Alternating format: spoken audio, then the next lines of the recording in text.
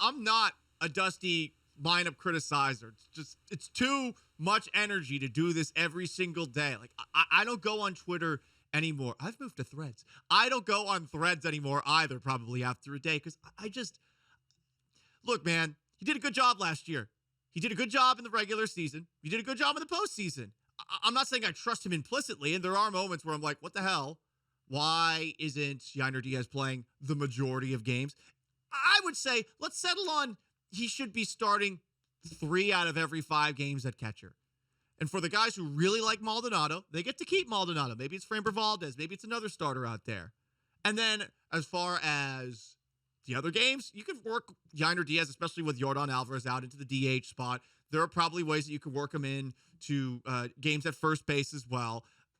There's going to have to be some juggling involved doing that.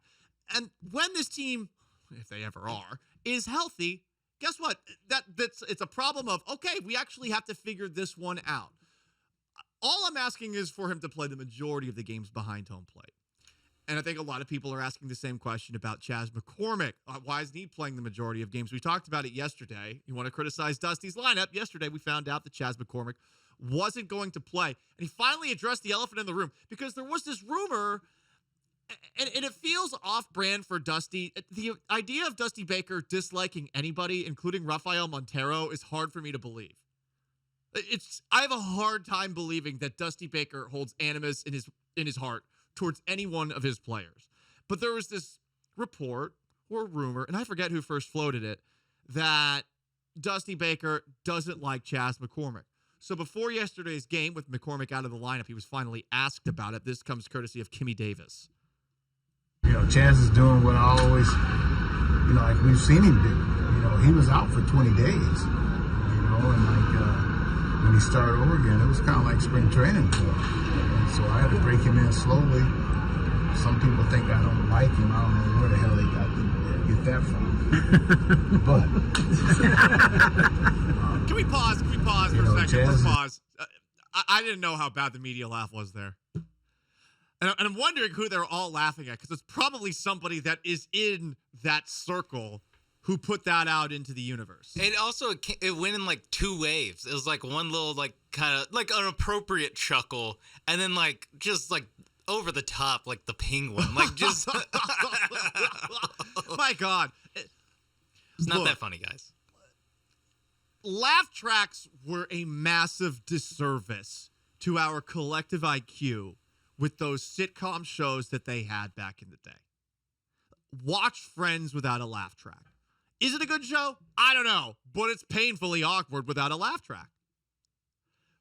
It forces you to laugh in essentially unison with everybody else because you don't want to stand out as the guy who's like, this sucks. I imagine Dusty looking around, just seeing you not laughing at this, and he just being like, that MFer Paul Gallant not laughing at. You can smile. All you got to do is smile. You don't have to laugh at everything. Jesus, people. Grin and nod seems like about as much as you need to do. That's fine. Right. A little smirk. That's it. A crooked smile. That's it. We're laughing at that. But anyway, that is why I guess Dusty Baker hasn't been playing Chas McCormick as much. Back injury. And again, to Dusty's credit, he did a really good job of managing this team in the regular season last year, even though we had lots of questions, to the point where it seemed like they were healthy come postseason time.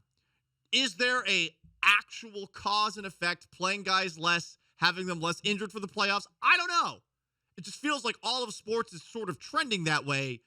These games, these sports that have 82-game seasons like basketball, hockey, maybe less so in hockey, or in baseball as well, more guys are getting more games off.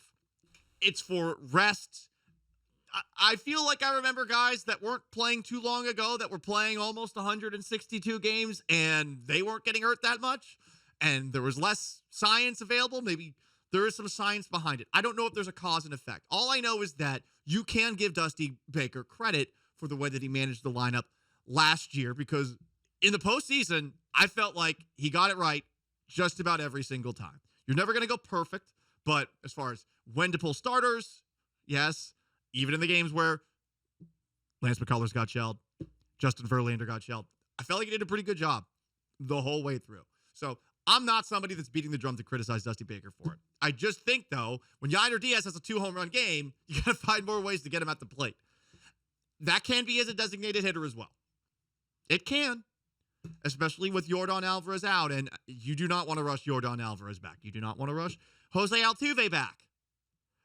Hell, you're in a great spot right now because guess what? The Astros are just 2 games back of the Texas Rangers. Time for another episode of Rangers Watch. In the eyes of a ranger, the unsuspecting stranger had better know the truth of wrong from right. 'Cause the eyes of the ranger are upon you. Any wrong you do, he's gonna see. When you're in Texas, look behind you. But also in front? 'Cause that's where the ranger's gonna be. Walker told me I had 8. Do the Rangers have 8s? Many are asking. They've lost 8 of 12. They lost to Boston last night, 4-2. By the way, they have the 5th ranked strength of schedule the rest of the way. Took a look on Fangraphs because the Astros have jumped from on June 28th having a 23.6% chance to win the AL West and 55.8% chance to make the postseason. They have jumped up to 45%, 76.7% to make the playoffs with the 4th best odds to win the World Series. This is the reason I hate the in the season the percent chance to do X to do Y. It changed that much in a week. The win percentage graphs that come out. Oh, turns out after a big comeback, it was a 99%.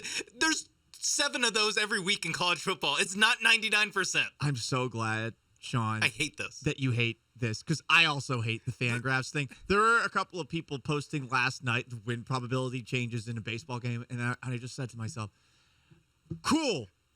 That graph was completely useless.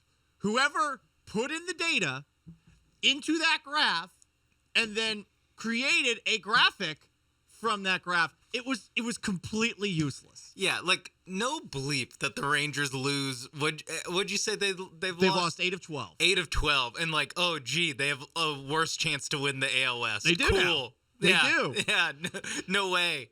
They had a better chance when they're up 6 games than they're up 2. Oh, wow. The odds have changed. Thanks, Fangraphs. It is weird that some people are so into it. What is the purpose of Fangraph? Like, if you see that the win probability of your favorite team is 1%, are you going to stop watching? Like, is that what the purpose of this is? Or is it supposed to show, like, wow, this was improbable? Yeah. No effing bleep. No bleep. We know.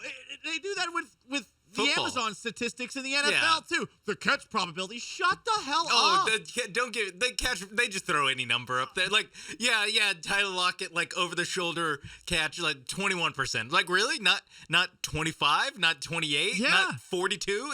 It's 21. That's what the It's just like Keep going, very Sean. dumb. It's just so dumb. But I agree. I don't know who this is for. I get like preseason odds to like win, the World Series, to make the playoffs, to when they like if their numbers like can like have some sort of predictive, metric, that's fine. But they don't. No, in the season, it's obviously reacting to what's happening that we can all just see. Yep. Like, we can just see it. Like, do they take into account, like, hey, the Angels probably have a less chance to make the wild card because all their players are hurt?